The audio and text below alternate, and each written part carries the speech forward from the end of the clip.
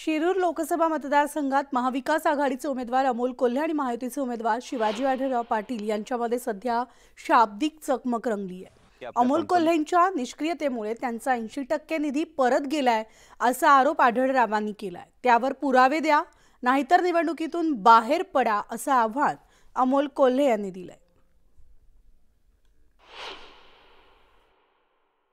लोकांच्या अपेक्षा फोल ठरल्या।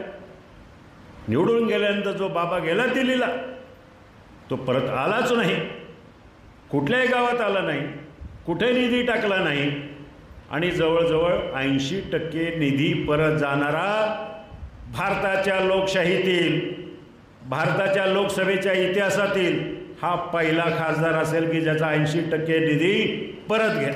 माजी खासदारांनी कृपया डीपीओनी डिस्ट्रिक्ट प्लॅनिंग ऑफिसरने दिलेलं स्वतःचं पत्र बघावं। उलट माजी खासदारांना जो 3.5 कोटी रुपयांचा निधी वापरता आला नव्हता, माझा खासदार निधी वापरून तोही 3.5 कोटी रुपयांचा निधी मी मतदारसंघासाठी वापरलेला आहे।